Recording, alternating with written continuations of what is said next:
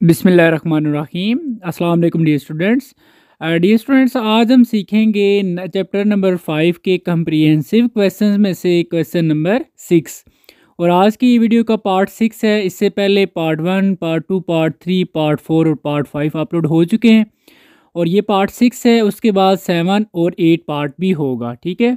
और इसमें आपके सारे जो कम्प्रीहेंसिव क्वेश्चंस हैं वो कंप्लीट हो जाएंगे। तो चलें जी, स्टार्ट करते हैं। क्वेश्चन नंबर 6 में वो कह रहा है जी कि discuss the variation of g with altitude. देखें जी, इसमें हम थोड़ा सा इसको पहले अंडरस्टैंड कर लेते हैं कि जो आपकी बुक का क्वेश्चन है कि डिस्कस दी वेरिएशन।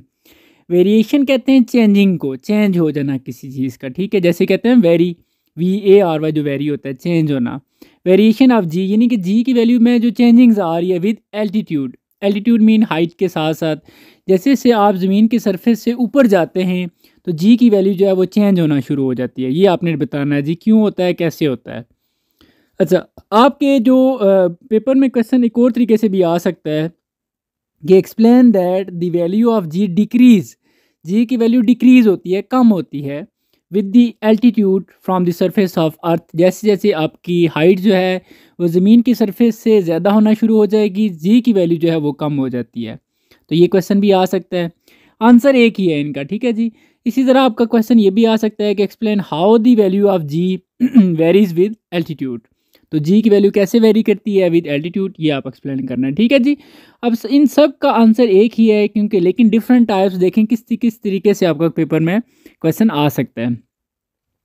तो अब हम डिस्कस करते हैं जी। देखें हमने स्टार्ट कैसे लिया है कि द वैल्यू ऑफ जी। सबसे पहले देखते हैं कि जी जो है, जी की वैल्यू जो है जो चेंज हो रही है ये डिपेंड किस चीज़ पे करती है, ताकि हमें आइडिया हो जाए कि अच्छा उस चीज़ के चेंज होने से जी की वैल्यू भी चेंज हो जाती है।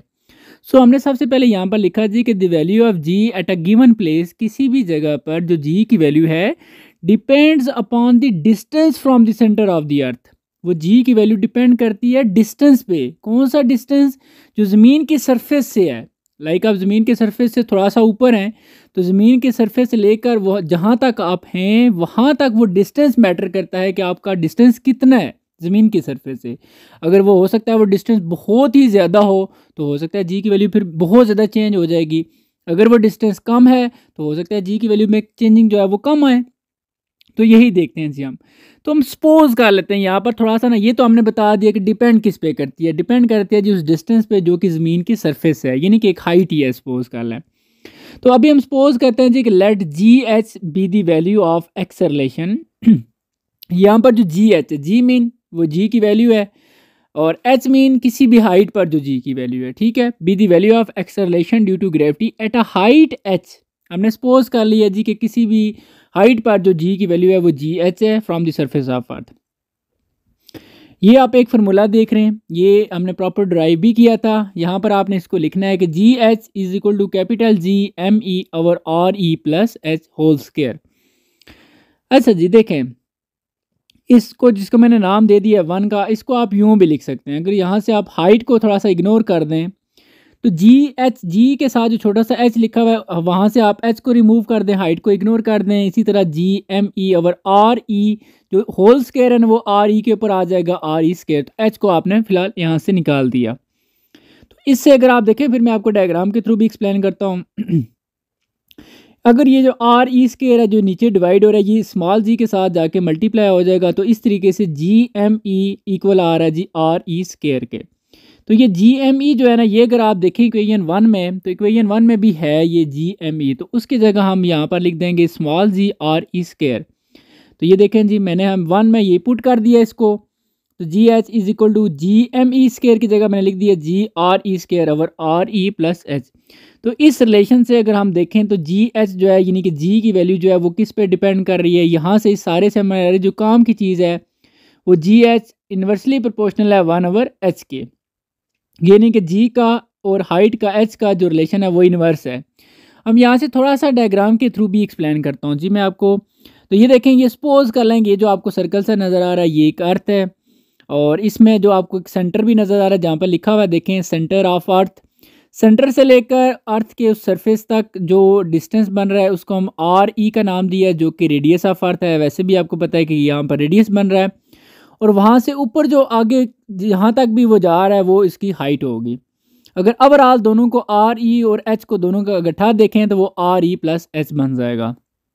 ठीक है जी। तो यहाँ पर हमने अभी इसको मज़ीद अगर आगे एक्सप्लेन करूँ मैं तो देखें असल ये जो रिलेशन बना है ना, ये वेरी इंपॉर्टेंट है, ये हमारे क्वेश्चन को एक्सप्लेन करेगा कि above relation shows that as we move away from the centre of अर्थ।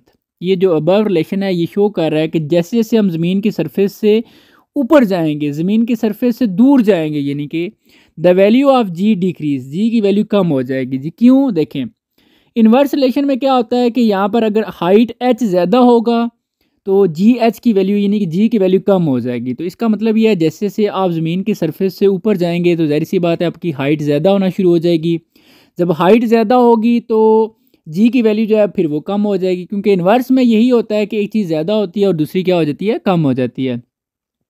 तो ये मैथमेटिकली भी हम देख रहे हैं कि जी की वैल्यू जो है वो हाइट के साथ है, वो हाइट के साथ इसका लिंक है।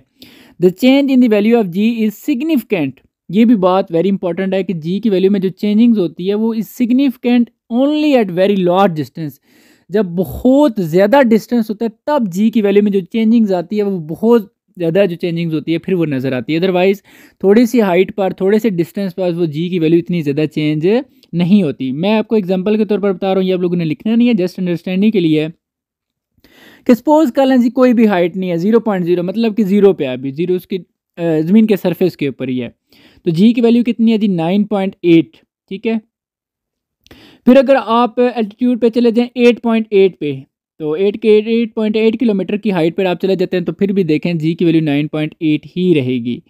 इसी तरह आप 36.6 की हाइट पर चले जाते हैं ज़मीन की सरफेस से, यानी कि 36, सपोज कर लें 36 किलोमीटर आप ऊपर चले जाते हैं तो जी की वैल्यू में देखें जो चेंजिंग्स आई है वो 9.7, जस्ट एक पॉइंट का डिफरेंस है। इसलिए वो ये पॉइंट ऊपर वाला जो कह रहा था कि change in value of g significant, बहुत ज़्यादा, यानी कि जी की वैल्यू में जो फ़र्क आएगा वो आपको नज़र आएगा only at very low distance, जब बहुत ज़्यादा डिस्टेंस होगा। देखिए थोड़े से डिस्टेंस पर वो थोड़ी सी चेंजिंग्स उसमें आ रही है।